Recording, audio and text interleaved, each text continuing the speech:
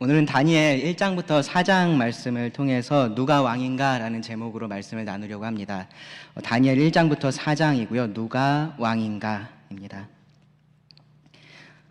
구약 1231페이지 한 그 정도쯤에 있습니다. 최근에 이제 여러분들 계속 보시게 되는 뉴스가 있으실 텐데요. 이 러시아가 우크라이나를 침략을 했죠. 이제 그것 때문에 이제 전 세계가 지금 떠들썩한 그러한 상황입니다. 보면서 제가 어렸을 때 이제 그 걸프전 여러분들 기억나시는지 모르겠는데, 저 걸프전 이렇게 TV로 보면서 혼자서 막 이렇게 되게 좀 걱정하고 좀 무서워했었던 좀 그런 기억이 좀 나더라고요. 아마 비슷한 그런 지금 마음들이 있는 분들도 계실 거고요. 또 그래서 또 이렇게 하나님 앞에 더 기도하고 계신 분들도 계실 줄 압니다. 우리가 그렇게 기도해야 하는 상황이 맞습니다. 이렇게 긴장감이 계속해서 그 전쟁에 대한 긴장감이 고조가 될 때 각 나라들이 했었던 것을 보면요, 그 나라들이 자국민들을 다 이렇게 귀국을 시키잖아요. 거기서 나가라고, 탈출하라고 그렇게 안내를 하는 것을 볼 수 있습니다. 더 적극적으로 했었던 나라도 있고 뭐 그렇지 않은 나라들도 있는데, 근데 사람들이 당연히 그렇게 하지 않아도 다 그곳을 빨리 벗어나려고 그렇게 했던 것을 볼 수 있습니다. 그런 뉴스들을 이제 저도 보다가요, 어떤 한 선교사가, 이 우크라이나에 있는 그 한 선교사가 자기들이 왜 그 우크라이나에 남아있기로 결정을 했나라는 제목으로 이렇게 글을 쓴 것을 제가 읽어보게 됐습니다. 뭐 내용을 다 말씀드리긴 어려운데, 이제 그 선교사가 보면은 대학생 이하의 딸이 4명이 있어요. 그래서 그 온 가족이 그 우크라이나에 거주하면서 이제 그곳에서 선교를 하고 있었는데, 이제 그곳에 남아 있기로, 그러니까 가족으로서 남아 있고 또 교회로서 남아 있기로 결정을 했다. 이제 그런 글을 쓴 것을 봤습니다. 뭐 그곳에서 전쟁에 참여하기 위해서 이제 그렇게 했던 것이 아니라, 이 위기의 순간에 교회가 그 위기에 빠져 있는 사람들에게 어떻게 했는지를 후에 그 사람들이 기억해 줬으면 좋겠다 하는 마음으로 이제 그곳에 남아 있겠다라고 결정을 했다라고 합니다. 그래서 교회가 그들의 피난처가 되어주겠고, 그리고 그들의 어떤 도움이 필요할 때, 뭐 물질적으로든 의료적으로든 도움이 필요할 때 이제 그들을 도와주기로 결정을 했다라고 이제 그렇게 써놓은 글을 보았습니다. 한 1000명 정도가 모이는 그런 어느 정도 규모가 있는 교회였습니다. 그러면서 이제 하나님의 도우심과 보호하심을 위해서 기도해 달라라고 그 글이 마무리가 되어 있었습니다. 읽으면서 참 멋진 믿음이고 참 멋진 선택이다, 이제 그런 생각이 들더라고요. 근데 또 한편으로 생각해 보니까 그 똑같은 상황에서 그 우크라이나를 떠난 그런 신실한 선교사들도 있겠구나라는 생각도 동시에 들었습니다. 그럼 그들의 그런 믿음과 그러한 선택은 좀 비겁한 건가? 이제 그런 생각이 들더라고요. 어떻게 생각하세요? 그곳에 남아있는 사람만이 참된 믿음을 가진 사람이고, 떠나면은 좀 비겁한 믿음을 가진 걸까요? 그렇지는 않은 것 같아요. 그렇죠? 그렇지는 않습니다. 그들 역시 떠나기로 결정한 이유가 동일한 이유로 그렇게 결정을 했을 수도 있는 겁니다. 이 코로나에 대한 교회들의 대처가 보면요, 다들 조금씩 달랐었잖아요. 그렇죠? 코로나에 상관없이 다 모이자라고 그렇게 했었던 교회도 있고, 그래도 우리가 이웃들을 생각하면서 좀 조심하자라고 그렇게 대처를 했었던 교회들도 있습니다. 그건 역시요, 우리가 옳고 너네는 다 틀렸어 라고 말할 수 없는 부분이라고 저는 생각을 합니다. 교회는 각자의 그런 신앙의 양심에 따라서 그 하나님께서 주신 그 각자의 상황에서 하나님에 대한 동일한 믿음 가운데 어쩌면 다른 선택들을 그렇게 할 수도 있는 겁니다. 그런데 여기서 이제 중요한 것은 그거예요. 다른 선택을 했다라는 부분이 아니라 동일한 하나님에 대한 믿음을 가지고서 그렇게 했느냐라는 것이 중요한 겁니다. 그리고 그 믿음의 핵심이 바로 어디에 있냐면요, 그 하나님께서 모든 것을 주관하고 계시다, 이 하나님이 왕이시다라는 데 있습니다. 그러니까 단순히 그냥 난 이게 더 좋으니까, 이게 내 판단이고 난 이걸 선호하니까 나는 이렇게 할 거야 라고서 그렇게 판단하는 것이 아니라, 이 모든 것들이 하나님의 그런 주권 아래서 일어나고 있다라는 것을 인정을 하면서 그 안에서 나도 그 하나님께서 원하시는 일을 해야겠다 라는 생각으로 판단을 하는 것이 중요하다라는 거죠. 그러한 선택을 하는 것이 정말로 중요합니다. 그렇기 때문에 이제 그러한 상황에서 어떤 선택을 하든지 누가 왕인지를 잊지 않고 선택을 해야 됩니다. 그리고 우리가 지금 어쩌면 그런 상황 속에 있는데요, 그것에 대해서 생각해 보기에 가장 좋은 책이 바로 다니엘이라는 생각이 들어서 오늘 이 다니엘 말씀을 좀 나누려고 합니다. 다니엘서는요, 전체적으로 보면 이제 예언서에 이렇게 포함되는 책입니다. 근데 크게 보면요, 앞부분은 이 역사적인 사건이 기록이 되어 있고요, 실제로 그런 예언하고 관련된 부분은 뒤쪽에 기록이 되어 있어요. 그래서 대부분 우리는 어디에 익숙하죠? 앞에만 익숙하죠. 그렇죠? 뒤에 내용들은 이제 읽어가면서 아, 그런가 보다 하면서 좀 넘어가고 이제 앞부분이 훨씬 더 재밌고 익숙합니다. 뭐 왕의 음식, 그리고 금신상, 뭐 풀무불, 벽에 쓰여진 글씨, 뭐 사자굴 이런 거 단어만 들어도 지금 무슨 사건 얘기하는지 여러분 다 아실 거예요. 그렇죠? 그만큼 익숙한 내용이 바로 이 다니엘서의 첫 부분입니다. 이 익숙하고 흥미로운 이 다니엘서의 말씀을 이렇게 좀 읽다 보면요, 자연스럽게 이 다니엘과 그 친구들에게 좀 집중을 하게 돼요. 그 왕의 진미를 거절했었던 그들의 결단력에 좀 감탄을 하게 되고요, 이 바벨론의 학자들을 가볍게 뛰어넘는 그들의 지혜도 우리가 부러워하게 됩니다.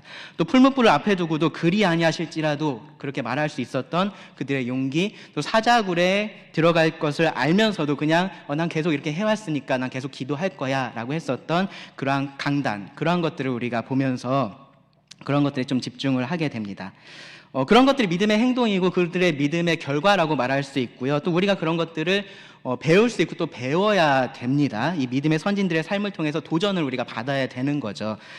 그런데 이 다니엘서 전체가 정말로 강조하려고 하는 것, 그리고 그렇기 때문에 우리가 이 다니엘 말씀을 읽을 때 우리가 가장 먼저 주목해야 할 것은 사실은 그 사람들이 아니라 그 사람들을 사용하고 계시는 하나님이세요. 특별히 왕으로서 이 나라를 다스리시는, 모든 나라 위에 주권을 행사하시는 그 하나님을 우리가 기억을 해야 됩니다.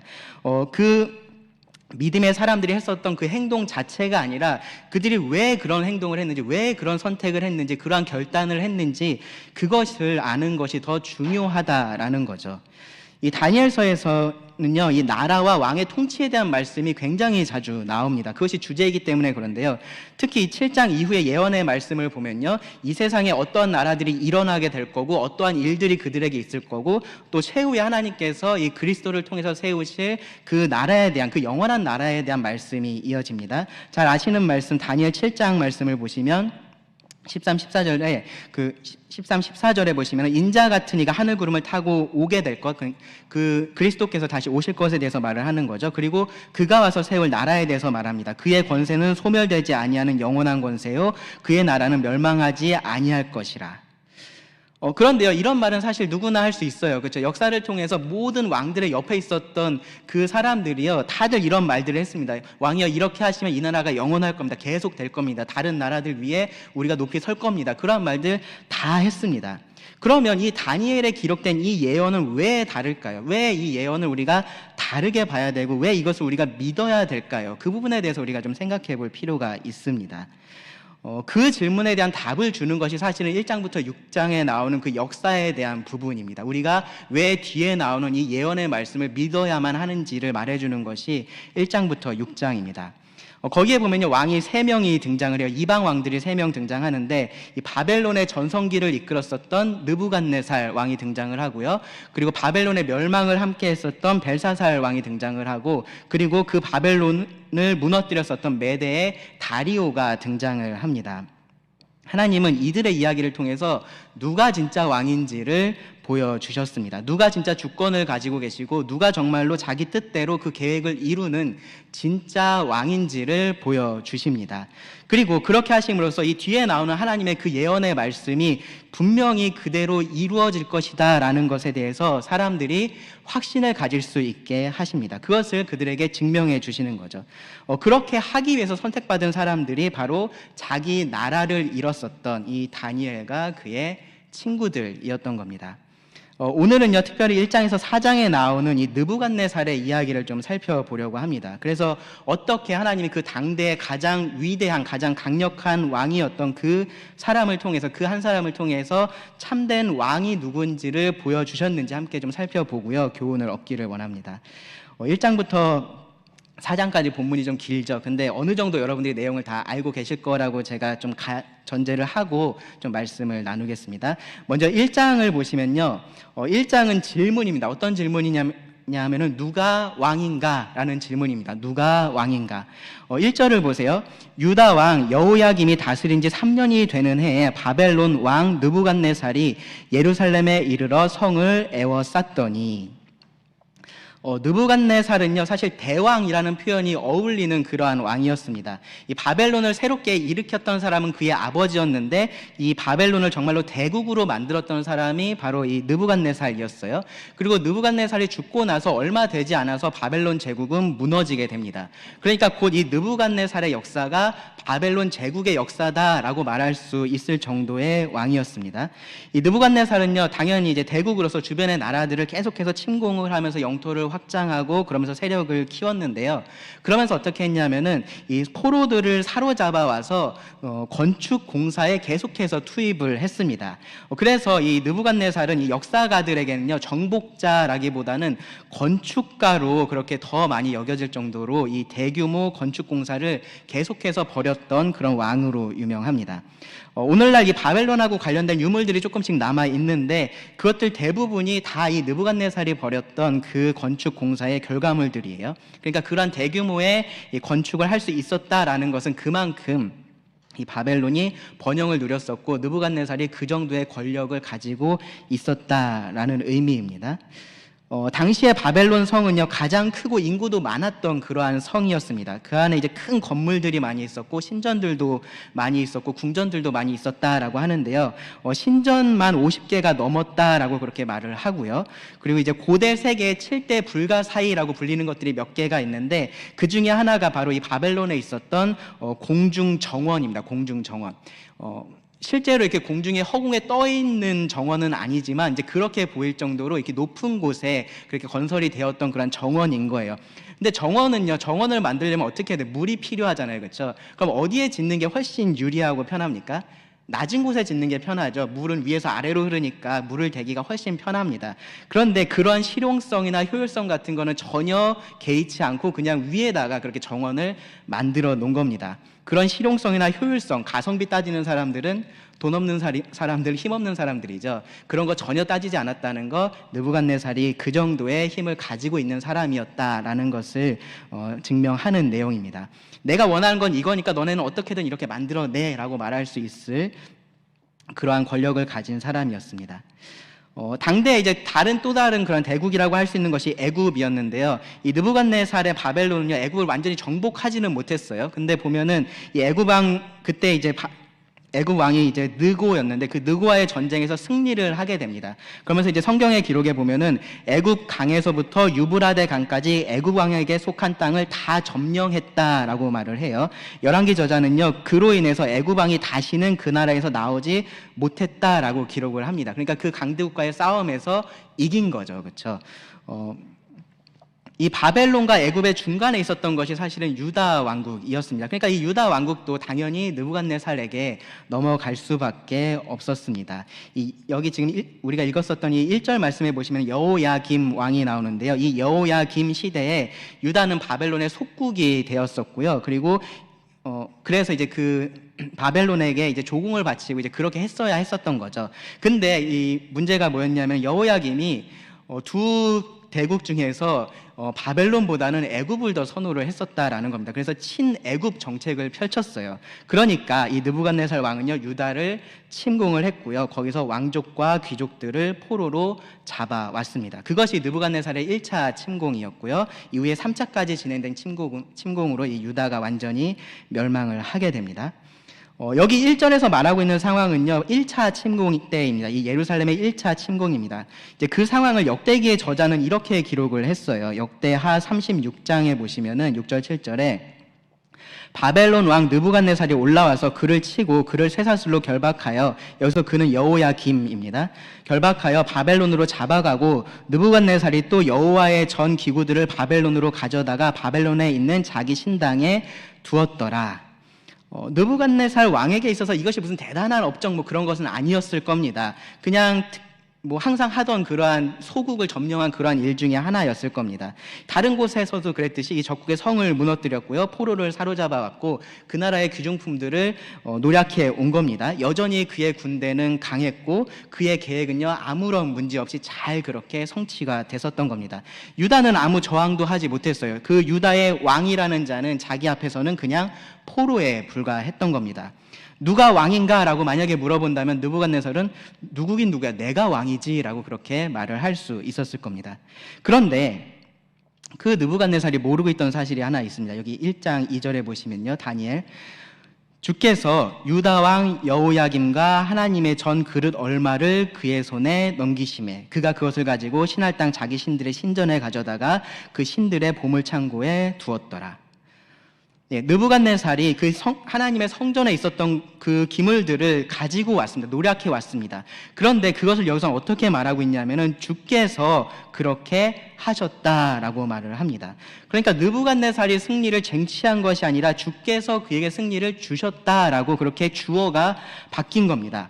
이 성경은요, 주라는 표현을 통해서요, 이 일의 주체, 주권자가 누구인지를 분명하게 하는 거죠. 느부갓네살이 아니라 주, 즉 하나님께서 지금 이런 일을 하고 계시다라는 겁니다. 심지어 이제 열왕기 하 말씀에 보면요, 느부갓네살에게 승리를 주신 이유도 그 느부갓네살에게 있지 않았어요. 열왕기하 24장 3절에 보시면 이 일이 유다의 임함은 곧 여호와의 말씀대로 그들을 자기 앞에서 물리치고자 하심이니 이는 므낫세의 지은 모든 죄 때문이며, 그러니까 느부갓네살의 어떠함, 그의 뛰어남, 그런 것 때문에 하나님께서 그에게 승리를 주셨던 것도 아니었던 거죠. 이 유다의 죄 때문에 하나님께서 그들을 심판하신 거고 그 심판의 도구로 느부갓네살이 사용된 것뿐이다라는 얘기입니다. 느부갓네살은 그 사실을 모르고 있었을 뿐인 겁니다. 자기 뜻대로 모든 일이 잘 되어 간다라고 그는 생각했겠지만 그의 계산에 없었던 하나님의 존재가 있었다라는 거죠. 그리고 그 하나님의 존재가 이 느부갓네살의 그러한 계획들에 지금부터 조금씩 차질을 만들기 시작합니다. 그렇게 이제 그 유다를 점령을 하고 나서 그 다음에 이제 느부갓네살의 계획은 뭐였냐면요, 적당한 자기 사람을 한 명을 그곳에 세워놔야겠다라는 거였습니다. 그래서 여기 3절부터 5절을 보시면은 이 포로로 잡아온 그 왕족과 귀족 중에서 좀 외모도 괜찮고 남들이 봤을 때 충분히 그렇게 호감을 가질 만한 외모도 괜찮고 머리도 좋은 사람을 뽑아서 이 바벨론 학교에서 훈련시킬 것을 명합니다. 왜 그러냐면요, 이 영토는 빠르게 늘어났는데 그만큼 바벨론의 그러한 인구는 늘어나지가 않았던 거죠. 그러니까 이런 식으로 식민지 지배를 아마 느부갓네살이 관리를 했었던 것 같아요. 그러니까 애초에 보면은 이 바벨론이 유다를, 예루살렘을 멸망시킬 수 없어서 그냥 뒀던 게 아니었잖아요. 그들을 속국으로만 삼고 그냥 적당히 자기한테 잘 복종하면, 그리고 나한테 필요한 것들만 잘 조금만 갖다 주면 그냥 두고 이제 그런 식으로 했었던 겁니다. 그러한 전략을 짰었던 겁니다. 그런데 문제가 이 여호야김이 말을 듣지 않았던 거죠. 그래서 지금 이 유다를 지금 멸망을 시켰던 겁니다. 그래서 이제 생각한 것이, 그러면 그렇게 좀 다 큰 사람 말고 젊은 어린애들 데려다가 내가 잘 훈련을 해서 이 식민지를 관리하게 해야겠다. 이제 그렇게 계획을 세운 겁니다. 그렇게 선택받은 사람들 중에 6절에 보시면은 누가 있었냐면은 다니엘, 하나냐, 미사엘, 아사랴라는 4명의 소년이 있었습니다. 그러니까 당연히 이들도 왕족이나 귀족에 속하는 사람들이었겠죠. 이 랍비들의 전통을 보면요, 이 4사람이 히스기야 왕의 후손이었다라고 그렇게 말을 합니다. 그런데 확인할 방법은 없습니다. 근데 확실한 것은요, 이들은 외적으로나 내적으로 이 리더로서 잘 준비가 되어 가고 있었던 10대의 어린 소년들이었다라는 겁니다. 4절에 보면요, 느부갓네살은요 이들에게 이제 바벨론의 학문과 언어를 가르치게 하고요, 5절을 보시면은 왕의 음식을 먹게 합니다. 그리고 7절 보시면 그들의 이름도 바벨론식으로 모두 다 바꿉니다. 그러니까 완전히 이들을 세뇌시켜서 이 바벨론의 꼭두각시로 만들겠다라는 의도가 분명했던 거죠. 그런데 여기서 이제 문제가 생깁니다. 그 계획에 이제 차질이 생깁니다. 뭐냐 하면 다니엘과 친구들이 뜻을 정해서 왕의 음식을 거절을 한 겁니다. 8절에 보면 나오죠. 왕의 음식을 거절을 합니다. 이것은 단지 음식을 거절한 것에 거절한 문제가 아니라 이 왕의 명령을 거절한 그러한 문제가 됩니다. 그럼 이들은 왜 이렇게 목숨을 걸면서까지 이 왕의 명령을 거절을 했을까요? 왜 이 음식을 거절을 했을까요? 근데 가만히 생각해 보면요, 거절을 할 거면 바벨론의 그런 사상교육 같은 걸 좀 거절해야 하는 게 더 맞지 않나라는 생각이 들기도 해요. 그리고 그들의 이름을 바꾸는 거, 그런 거를 거절해야 되는 거 아니야? 먹는 게 그렇게 중요한가? 사실 그런 생각이 좀 들 수 있습니다. 그런데요, 이들은요 그런 것들은 다 수용을 했는데 음식만 거절을 했어요. 다른 이유가 없습니다. 여기 1장 8절을 보시면 이렇게 얘기를 했어요. 다니엘은 뜻을 정하여 왕의 음식과 그가 마시는 포도주로 자기를 더럽히지 아니하리라 하고 자기를 더럽히지 아니하도록 환관장에게 구하니. 그러니까 뭐가 문제였던 거예요? 자기를 더럽히게 되는 것이 문제였다라는 겁니다. 이 바벨론의 학문을 배우는 거나 이름을 바꾸는 것은 그들을 더럽게 하지 못했다라는 말이 되는 거죠. 그들의 사상에 동조하지 않으면서 그들의 학문을 충분히 배울 수 있다라고 그들은 판단을 했었던 겁니다. 이름을 바꾸는 것도 그냥 바벨론 사람들이 우리 그렇게 부르는 건데 그게 무슨 상관이야? 라고 생각할 수 있었다라는 거죠. 근데 음식은 그렇지가 않았습니다. 아마 그 음식에 율법에서 금지된 무언가가 포함되어 있었기 때문이었다 라고 우리가 생각할 수도 있고요. 아마 더 높은 확률로 그것이 우상에게 바쳐진 그러한 음식이기 때문에 그 음식을 먹는 것 자체가 우상 숭배로 이해되는 그러한 상황이어서 그것을 거절했다라고 우리가 생각할 수 있습니다. 근데 어떤 이유 때문이었든지 다니엘과 그 친구들은요, 이 음식이 하나님의 백성으로서 자신들은 먹을 수가 없는 음식이다라고 그렇게 판단을 했다라는 거죠. 그리고 거절을 했다라는 겁니다. 우리를 침략하고 노력한 이 이방 원수가 주는 음식 따위 우리는 먹지 않을 거야. 그런 이유로 거절한 게 아니다라는 겁니다. 나 여기 음식 입에 좀 안 맞는데 나 이런 거 안 먹을래. 그런 이유가 아니었다라는 거죠. 그들이 지금 이 대왕의 왕의 음식을 거절했던 이유는요, 더 높은 왕의 명령이 있었기 때문이었다라는 겁니다. 예루살렘에서 사로잡혀서 지금 이방 왕의 포로가 되어 있는 그러한 상황이었습니다. 성정도 노력을 당해서야 하나님을 예배하기 위해서 구별되었던 그 성전의 기물들이 지금은 이방신의 성전에 가 있는 그러한 상황이었습니다. 심지어 그들의 이름에도요, 지금 이방신의 이름이 다 들어가 있습니다.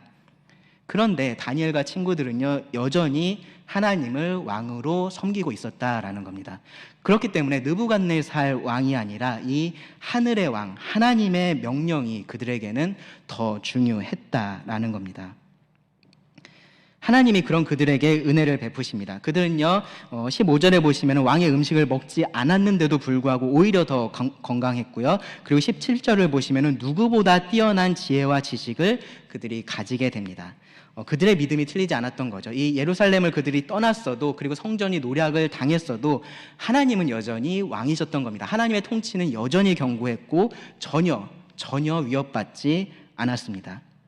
1장 말씀을 보시면요, 계속해서 왕이라는 표현이 나와요. 왕이 이렇게 했다, 왕이 이렇게 했다.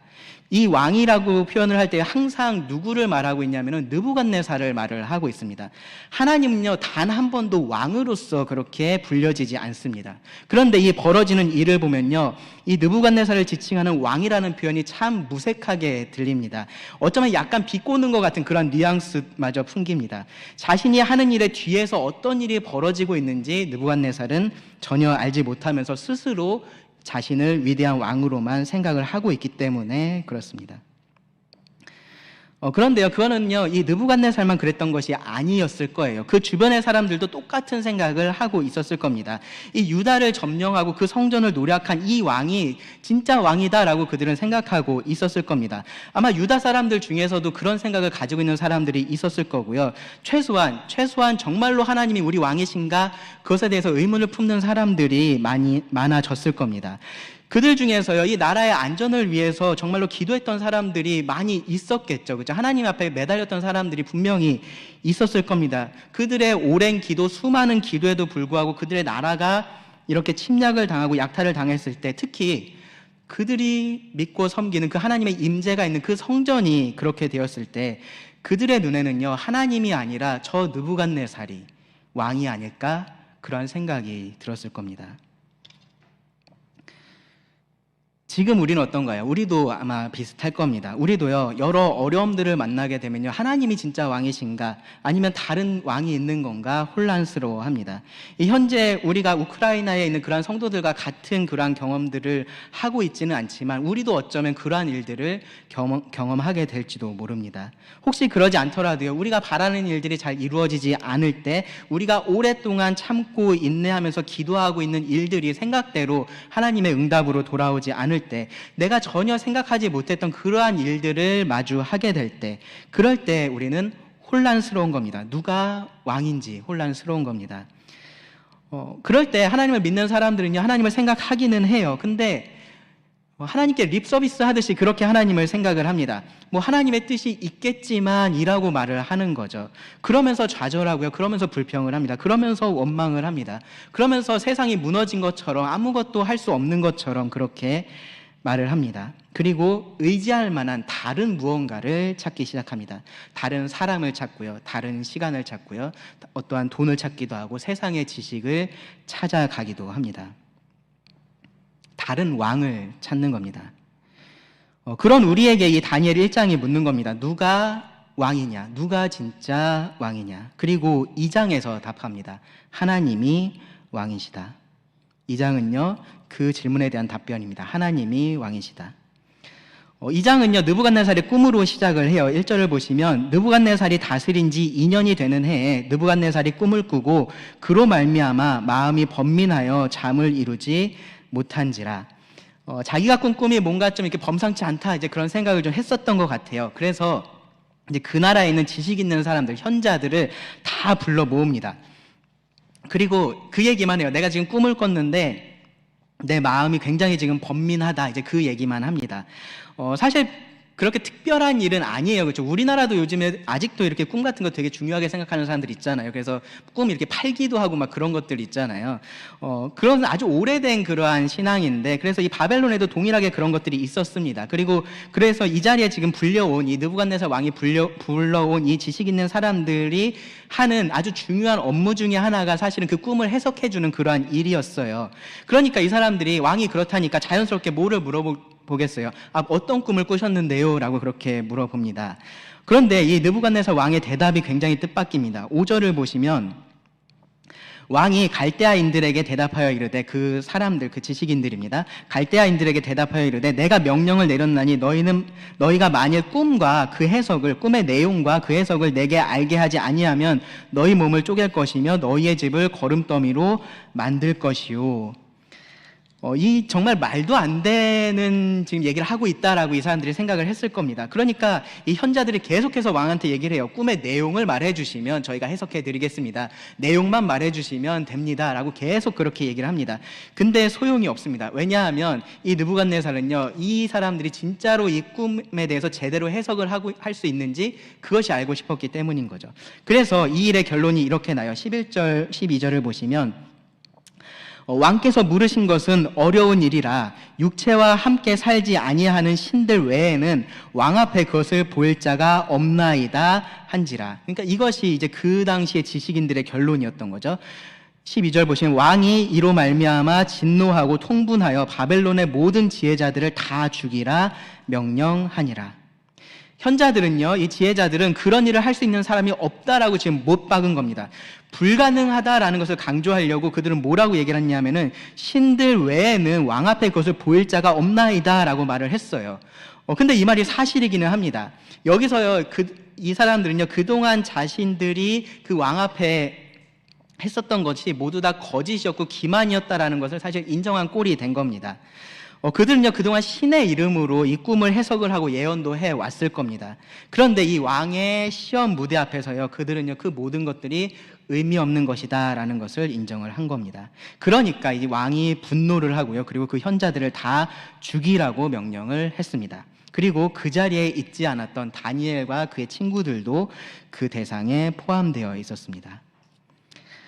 여기서 이 느부갓네살은요, 절대적인 권력을 가진 그런 왕으로서 지금 묘사가 되고 있습니다. 그의 말 한마디에 지금 이 수많은 사람의 목숨이 달려 있는 겁니다. 그런데 이 다니엘을 보시면 누가 진짜 왕인지를 알고 있습니다. 2장 20절부터 22절 말씀을 읽겠습니다. 다니엘이 말하여 이르되, 영원부터 영원까지 하나님의 이름을 찬송할 것은 지혜와 능력이 그에게 있음이로다. 그는 때와 계절을 바꾸시며 왕들을 패하시고 왕들을 세우시며 지혜자에게 지혜를 주시고 총명한 자에게 지식을 주시는도다. 그는 깊고 은밀한 일을 나타내시고 어두운 데 있는 것을 아시며 또 빛이 그와 함께 있도다. 왕을 패하고 왕을 세우시고 지혜자에게 지혜를 주시고 빛을 나타내시는 그 참되신 왕 하나님 앞에 다니엘이 나아가서 도우심을 구했습니다. 그리고 하나님이 그의 기도에 응답을 하십니다. 그리고 이 왕 앞에 나아간 다니엘이 왕에게 이렇게 말을 합니다. 27절 보시면 다니엘이 왕 앞에 대답하여 이르되 왕이 물으신 바 은밀한 것은 지혜자나 술객이나 박수나 점쟁이가 능히 왕께 보일 수 없으되 오직 은밀한 것을 나타내실 이는 하늘에 계신 하나님이시라. 그가 느부갓네살 왕에게 후일에 될 일을 알게 하셨나이다. 왕의 꿈 곧 왕이 침상에서 머릿속으로 받은 환상은 이러하나이다. 왕이여, 왕이 침상에서 장래일을 생각하실 때에 은밀한 것을 나타내시는 이가 장래일을 왕에게 알게 하셨사오며. 여기 29절 말씀 보세요. 느부갓네살은요 앞으로 될 일을 생각을 하고 있습니다. 근데 하나님은 어떻게 하십니까? 그 앞으로 될 일을 그에게 알려주십니다. 알게 하십니다. 느부갓네살은요 앞에 일을 계획할 수 있었지만 하나님은 그 계획을 실행하는 분이시기 때문에 그에게 알려주실 수가 있으셨던 겁니다. 하나님은요 이 큰 신상의 꿈을 느부갓네살에게 보여주셨어요. 그러면서 그 이후에 일어날 그 제국들에 대해서 알려주셨고요. 그리고 마침내는 하나님의 영원한 나라가 세워질 것을 알려주셨습니다. 이 꿈의 내용 자체가요 하나님이 역사를 주관하시고 결국은 그 역사를 끝내실 것이다 라는 그러한 내용이었습니다. 한마디로 그 꿈의 내용이 하나님이 왕이시다 였다라는 거죠. 그래서 다니엘은요 이 꿈을 해석을 하면서 이렇게 강조를 했습니다. 37절 보세요. 왕이여, 왕은 여러 왕들 중에 왕이시라. 하늘의 하나님이 나라와 권세와 능력과 영광을 왕에게 주셨고 사람들과 들짐승과 공중의 새들 어느 곳에 있는 것을 막론하고 그것들을 왕의 손에 넘기사 다 다스리게 하셨으니 왕은 곧 그 금머리니이다. 느부갓네살은요 당대의 왕들 중에 왕으로 불리기에 손색이 없었습니다. 그런데 결국은 그에게 그런 권세와 능력과 영광을 주신 것은 하나님이시다라는 겁니다. 하나님이 더 높은 왕이다라고 말을 하는 겁니다. 아무도 몰랐던 그 꿈의 내용을 이 다니엘이 알고 이렇게 해석을 했다라는 것이 바로 그 증거였습니다. 그래서 느부갓네살도 이렇게 고백을 하죠. 2장 47절을 보시면 왕이 대답하여 다니엘에게 이르되 너희 하나님은 참으로 모든 신들의 신이시요 모든 왕의 주제시로다. 네가 능히 이 은밀한 것을 나타내었으니 너의 하나님은 또 은밀한 것을 나타내시는 이시로다. 누가 왕입니까? 하나님이 왕이십니다. 이것이 다니엘 2장의 답변입니다. 느부갓네살이 아니라 그들 눈앞에 보이고 있었던 그 위대한 왕 느부갓네살이 아니라 보이지 않게 그 모든 것을 주관하고 계셨던 하나님이 왕이시다라는 겁니다. 느부갓네살이 아무리 크고 무서운 왕 같아 보여도 하나님이 그보다 더 크고 무서운 왕이시다라는 것을 이 다니엘 2장이 분명하게 말을 합니다. 그런데요, 이 느부갓네살이 그런 하나님을 나의 왕으로 받아들인 것은 아닙니다. 여기 다니엘에게 했던 이 말을 보세요. 47절을 보세요. 계속해서 뭐라고 말합니까? 너희 하나님, 너의 하나님이라고만 말을 합니다. 그는요 여전히 자신을 왕으로 그렇게 생각을 하고 있습니다. 그래서 이 3장에 가시면요 이 하나님에게, 하늘 왕에게 그가 도전을 합니다. 3장은 느부갓네살의 도전입니다. 능히 너희를 내 손에서 건져낼 신이 누구겠느냐. 1절 말씀을 보시면요 이 느부갓네살이 금으로 신상을 만듭니다. 이 2장에 나왔던 그 신상하고 관계가 없을 수 없겠죠. 그렇죠? 이 말씀이 이렇게 이어지고 있으니까 그가 꿈에서 봤었던 그 신상은요 말씀을 보시면은 이 머리가 금이고 나머지는 은, 노, 쇠, 진흙으로 그렇게 되어 있습니다. 근데 이 느부갓네살이 만든 신상은 뭘로 되어 있어요? 다 금으로 되어 있습니다. 다 금으로.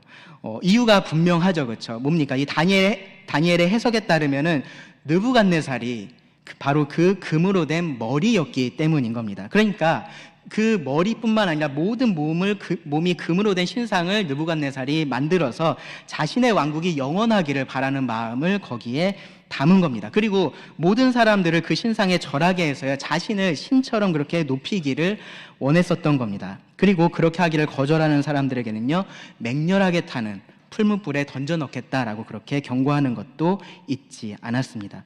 하나님은 그를 패하실 것이고 다른 나라가 일어날 것을 말씀을 하셨는데 느부갓네살은 그렇게 되지 않게 만들겠다라는 그러한 의지를 여기서 보여주는 겁니다. 하나님에 대한 도전인 거죠. 느부갓네살을 왕으로 생각한 사람들에게 이 느부갓네살의 명령은 어려운 게 아니었어요. 그냥 가서 절하면 됩니다. 그들은 왕의 말에 따라서 금신상에게 가서 절을 했습니다. 그런데 다니엘의 친구들 이 하나냐, 미사엘, 아사랴는 그렇게 할 수가 없었죠. 그렇죠? 왜 그렇습니까? 그들의 왕은 누구입니까?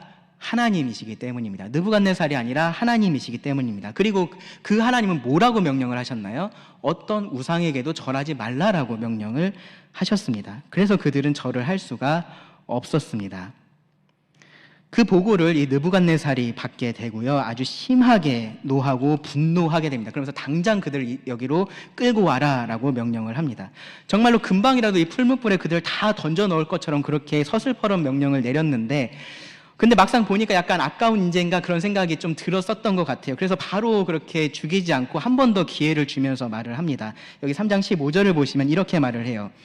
이제라도 너희가 준비하였다가 나팔과 피리와 수금과 사명금과 양금과 생황과 및 모든 악기 소리를 들을 때 내가 만든 신상 앞에 엎드려 절하면 좋거니와, 너희가 만일 절하지 아니하면 즉시 너희를 맹렬히 타는 풀무불 가운데 던져 넣을 것이니 능히 너희를 내 손에서 건져낼 신이 누구이겠느냐 하니.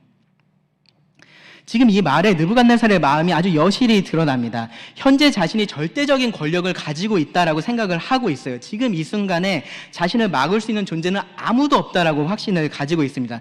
설령 그것이 신일지라도 막을 수 없다라고 자신합니다.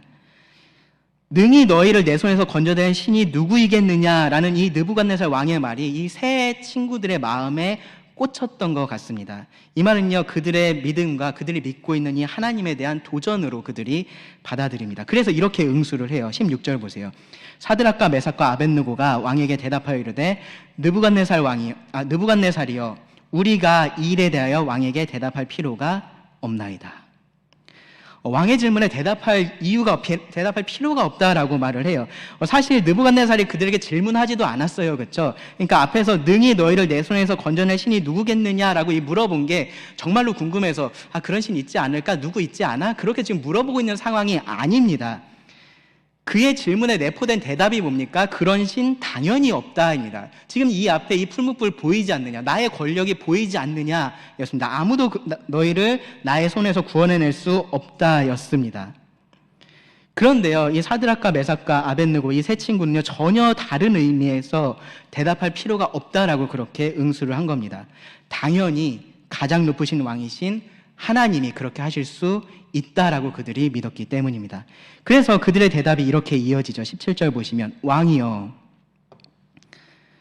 우리가 섬기는 하나님이 계시다면 우리를 맹렬히 타는 풀무불 가운데서 능히 건져내시겠고 왕의 손에서도 건져내시리이다.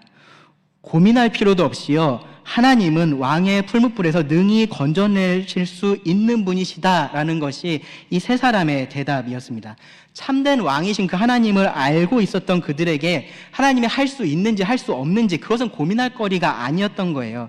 문제는 하나님이 그렇게 하실 것인지 하지 않으실 것인지, 어디에 하나님의 뜻이 있는지 그거였습니다. 그런데 그거조차도 이 세 사람은요, 문제 삼지 않아요. 18절 보세요. 그렇게 하지 아니하실지라도 왕이여, 우리가 왕의 신들을 섬기지도 아니하고 왕이 세우신 금신상에게 절하지도 아니할 줄을 아옵소서. 결과에 상관없이, 어떻게 되든지 상관없이 이 참된 왕이신 하나님의 명령에 따르는 것이 하나님의 백성으로서 자신들이 해야 할 그러한 일이다라는 것을 세 사람이 잘 알고 있었고요. 지금 그렇게 하겠다라고 자기들 눈앞에 보이는 그 왕에게 단호하게 말을 하는 겁니다. 이 말에 이 느부갓네살의 분노가 아주 극에 달합니다. 이 친구들의 말을 보면요, 이 꼬박꼬박 왕이라고 불러요. 그렇죠? 왕이여, 왕이여 그렇게 부릅니다. 그렇게 왕이라고 자기를 부르면서 그 왕의 말을 듣지도 않는 이 친구들을요, 느부갓네살은 최대한 뜨겁게 달군 풀무불에 던져 넣습니다. 능히 너희를 내 손에서 건져낼 신이 누구이겠느냐라고 외쳤던 그 느부갓네살의 도전이 이제 실행이 된 겁니다. 그리고 우리가 잘 알듯이 그 도전은 실패했습니다. 구원하실 수 있는 하나님이 구원하셨습니다. 이 느부갓네살과는 비교할 수 없는 그 능력과 사랑을 가지신 하나님께서 그 백성을 구원하신 겁니다. 이것을 보고요, 이 느부갓네살 왕이요, 다시 한번 하나님을 인정을 해요. 그런데 여전히 하나님을 뭐라고 말하냐면은 사드락과 메삭과 아벳느고의 하나님이라고 28절에 보면 말을 합니다. 그리고 이 느부갓네살의 이야기가 4장으로 이어집니다. 4장은요, 예배에 관한 말씀입니다. 예배, 하늘의 왕을 찬양하라. 4장은요, 이 느부갓네살의 편지, 조서로서 이렇게 시작이 됩니다. 4장 1절부터 3절입니다. 느부갓네살 왕은 천하에 거주하는 모든 백성들과 나라들과 각 언어를 말하는 자들에게 조서를 내리노라. 원하노니 너희에게 큰 평강이 있을지어다. 지극히 높으신 하나님이 내게 행하신 이적과 놀라운 일을 내가 알게 하기를 즐겨하노라. 참으로 크도다 그의 이적이요, 참으로 능하도다 그의 놀라운 일이요, 그의 나라는 영원한 나라요, 그의 통치는 대대에 이르리로다. 뭔가 이 느부갓네살에게 변화가 있다는 것이 확연히 느껴지시죠?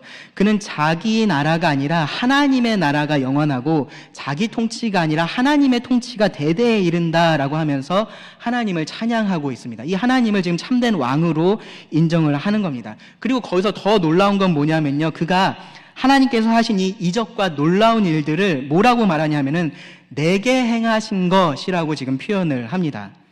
더 이상 하나님을 제3자로서 바라보고 있지 않은 거죠. 어떤 일이 있었을까요? 하나님께서 이 느부갓네살을 직접 다루시는 일이 있었습니다. 뒤에 말씀을 보시면요, 이 느부갓네살이 또 다른 꿈을 꿨고요, 그렇기 때문에 이 바벨론의 현자들을 다 불러 모았습니다. 근데 동일하게 그들은 그것을 해석을 하지 못했고요, 다니엘이 해석해 주었습니다. 다니엘의 해석에 따르면요, 느부갓네살이 왕의 자리에서 쫓겨나게 될 거고, 그리고 짐승처럼 7년을 살게 될 것이고요, 그것을 통해서 느부갓네살이 왕이신 하나님을 깨닫게 될 것이다 라고 그렇게 말해 줍니다. 그리고 그 일이 이제 실제로 일어난 겁니다.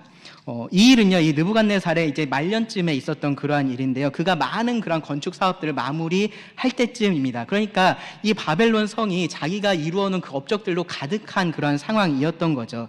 그래서 그가 여기 30절에 보시면 이렇게 말을 하는 겁니다.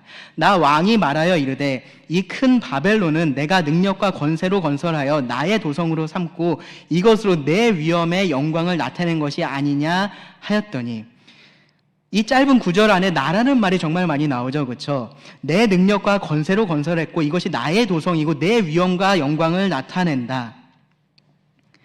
그가 이 모든 것들을 자기 힘으로 자기 스스로 다 일구었다라고 그렇게 교만하게 말했을 때 바로 그의 꿈이, 그리고 다니엘이 말했던 그 해석이 그에게 실현이 됩니다. 그래서 이 느부갓네살 왕은요, 이성을 잃고 짐승처럼 7년을 살게 됐습니다.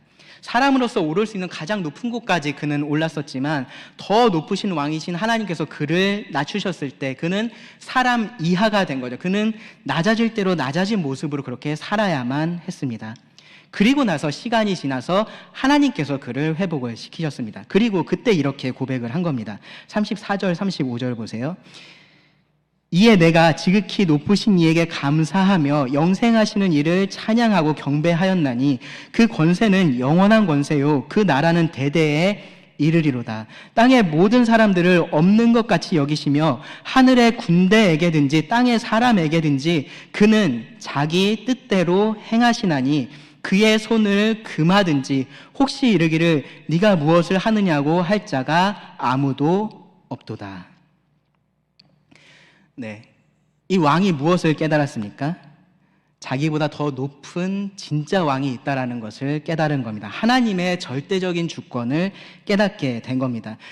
느부갓네살은요, 자기 뜻대로 무엇이든지 할 수 있다라고 그렇게 생각해 왔었고요, 실제로 그 도성을 보면요, 그가 많은 것들을 자기 뜻대로 그렇게 이루었습니다. 그런데 그것이 정말로 자기가 왕이기 때문에 그렇게 할 수 있었던 것이 아니다라는 것을 깨닫게 된 겁니다. 참된 왕이신 하나님께서 그 하나님의 뜻대로 그에게 주셨기 때문에 그 모든 일이 가능했다라는 것을 알게 됐습니다. 누가 왕인지 그가 깨달은 겁니다. 그리고 마지막으로 이렇게 고백을 합니다. 37절 보시면 그러므로 지금 나 느부갓네살은 하늘의 왕을 찬양하며 칭송하며 경배하노니 그의 일이 다 진실하고 그의 행하심이 의로우심으로 교만하게 행하는 자를 그가 능히 낮추심이라. 네, 여기까지가 정말로 참된 왕, 진짜 왕을 만났던 느부갓네살 왕의 이야기입니다. 이제 누가 왕이냐고 느부갓네살에게 묻는다면요, 이렇게 대답을 할 겁니다. 하늘의 왕이 참된 왕이십니다. 그러니까 당신도 그 왕을 찬양하십시오. 여러분 이 느부갓네살의 대답에 동의하시나요? 여러분 어떤 상황에서도 이 말에 동의를 하실 수 있으십니까? 여러분들의 큰 기대가 무너져도 그렇게 하시겠습니까? 내가 원하는 것이 이루어지지 않아도 이 말에 동의를 하시겠습니까? 내가 원하지 않은 상황이 계속해서 진행이 된다고 해도 이 말에 동의를 하시겠습니까? 여러분 눈앞에 풀무불이 있어도 동의하시겠습니까? 다른 모든 사람이 동의하지 않아도 동의하시겠습니까? 우리 모두가 그렇게 할 수 있기를 바랍니다. 사실 그래야 합니다. 우리가 인정하든지 인정하지 않든지 하나님이 진짜 왕이시기 때문입니다. 그럼 이런 왕에게 우리가 어떻게 반응을 해야 될까요? 시편 33편 말씀에 보시면 이렇게 말씀을 합니다. 온 땅은 여호와를 두려워하며 세상의 모든 거민들은 그를 경외할지어다. 그가 말씀하심에 이루어졌으며 명령하심에 경고히 섰도다. 여호와께서 나라들의 계획을 폐하시며 민족들의 사상을 무효하게 하시도다. 여호와의 계획은 영원히 서고 그의 생각은 대대에 이르리로다. 여호와를 자기 하나님으로 삼은 나라 곧 하나님의 기업으로 선택된 백성은 복이 있도다. 네, 어떻게 해야 될까요? 하나님을 두려워하고 경외해야 합니다. 오늘 우리가 살펴보니 다니엘 본문에서요 그 경외의 모습을 세 가지만 말씀을 드리고 오늘 말씀을 줄이겠습니다. 첫 번째는 뭐냐면요, 무릎 꿇는 것입니다. 무릎 꿇는 것. 먼저는 왕이신 하나님 앞에 무릎을 꿇어야 합니다. 느부갓네살은요 사실 복받은 사람이에요. 그가 죽기 전에 하나님께서 그를 하나님 앞에 무릎을 꿇게 하셨기 때문입니다. 모두가 이런 복을 누리는 것이 아닙니다. 하나님을 거역하는 많은 사람들이요 죽고 나서야 그것을 깨닫게 됩니다. 그런데 그때가 되면 늦습니다. 지금 기회가 있을 때 왕이신 하나님 앞에 무릎을 꿇으시기 바랍니다. 두 번째로 그 하나님을 인정해야 됩니다. 왕이신 하나님을 인정하고 그렇게 살아야 됩니다. 우리의 말과 행동이 다 그러해야 한다라는 거죠. 내가 왕이 되거나 다른 무언가를 왕으로 만들어서는 안 됩니다. 이 하나님의 기준에 따라서 자기들의 기준이나 선호가 아니라 이 하나님의 기준에 따라서 거절할 것을 거절했었던 그 다니엘과 친구들처럼 우리들도요 나의 기준이 아니라 이 왕이신 하나님의 기준을 최우선에 두고 그렇게 살아가야 된다는 거죠. 결과에 대해서 염려가 있을 거예요, 우리가 그렇게 할 때. 근데 그런 거는요 하나님에게 맡기고 지금 충성하는 것이 이 왕이신 하나님을 인정하는 사람의 모습입니다. 그리고 마지막으로요, 안심하시기 바랍니다. 다니엘의 친구들의 그 용기와 결단은요 그들이 믿고 섬기고 있는 하나님이 왕이시다라는 그 사실에서 나오는 평안의 결과라고 말할 수 있습니다. 그들은요 이 하나님이 있기 때문에 안심을 했던 겁니다. 우리도 그럴 수 있습니다. 우리 상황이 어떻든지 그 상황에서 우리가 어떠한 결정을 하든지 하나님이 왕이시다라는 그런 확신 가운데 우리가 계속해서 거한다면요 안심할 수 있는 거고요. 또 사실 그래야 되는 거예요. 가끔씩 제 아들하고 같이 다닐 때 얘가 좀 불필요하게 좀 이렇게 불안해하고 무서워할 때가 있어요. 그런 모습을 보면요 좀 속이 상합니다. 그러면서 약간 기분이 살짝 나쁠 때도 있어요. 내가 옆에 있고 내가 지금 손을 잡아주고 있는데 왜 무섭지? 그 생각이 자꾸 듭니다. 내가 그렇게 못 믿어온가? 이제 그런 생각들이 드는 거죠. 하나님을 왕으로 믿는 사람이요 다른 무엇 때문에 불안해하고 두려워한다면요 그것은요 그 하나님을 그만큼 믿지 못하고 있는 겁니다. 그리고 어떤 면에서는요 그 왕이신 하나님을 모욕하는 일이 되는 것이다 라는 것을 우리가 잊지 말아야 됩니다. 하나님이 다스리십니다. 이 말은요 우리에게 절대로 나쁜 일은 생기지 않는다라는 의미는 아니에요. 우리가 생각하기에 나쁜 일이 생기지 않는다라는 것은 아닙니다. 이 다니엘과 이 친구들은요 포로로 잡혀가기 전에 어떻게 했겠어요? 그 나라를 위해서 정말로 열심히 기도를 했을 겁니다. 그런데 그들이 원하지 않은 일이 그들에게 일어났습니다. 어떤 면에서 나쁜 일이 그들에게 일어난 거죠. 그런데도요 그럼에도 불구하고 이들은 안심할 수 있었습니다. 왜냐하면은 여전히 하나님이 왕이시다라는 그 사실이 변하지 않았기 때문입니다. 느부갓네살로 왕이 바뀐 것이 아니었습니다. 광풍이 일어나서 배가 가라앉게 되는 상황에서 예수님께서 피곤해서 주무시고 계셨습니다. 그때 제자들이요 선생님이여 우리가 죽게 된 것을 돌보지 아니하시나이까 라고 하면서 그 예수님을 흔들어 깨웠습니다. 예수님이 일어나서 어떻게 하셨습니까? 가장 먼저는 바람을 꾸짖으셨습니다. 그러면서 잠잠하라, 고요하라 라고 명령을 하셨습니다. 그 왕이신 예수님의 명령에 피조물들이요 그 순간 복종했습니다. 바람과 바다가 즉시 잠잠해졌습니다. 그런데요, 그리고 나서 예수님은요, 제자들을 꾸짖으셨습니다. 어찌하여 이렇게 무서워하느냐? 너희가 어찌 믿음이 없느냐? 믿음이 있다면요, 두려워하지 않고요, 무서워하지 않는 것이 정상인 거죠. 이 모든 것을 다스리고 계시는, 주관하고 계신 그 하나님에 대한 믿음이 있다면 그런 겁니다. 하나님이 다스리십니다. 우리가 어떤 상황이 있든지 하나님께서 다스리기를 멈추지 않으십니다. 그러니까 여러분 안심하시기 바랍니다. 누가 왕인지만 계속해서 여러분 기억하고 계시기 바랍니다. 하나님이 왕이십니다. 그런 하나님의 백성인 우리들이 정말로 복된 사람들입니다. 기도하고 말씀을 마치겠습니다. 하나님이 우리 왕이셔서 참 감사합니다. 모든 것을 그 손에 두고 다스리시는 분이 우리 하나님이셔서 참 감사합니다. 그 하나님 앞에 우리가 더 겸손히 무릎 꿇게 하시고 그 하나님을 인정하는 그러한 삶을 살게 하여 주시기를 구합니다.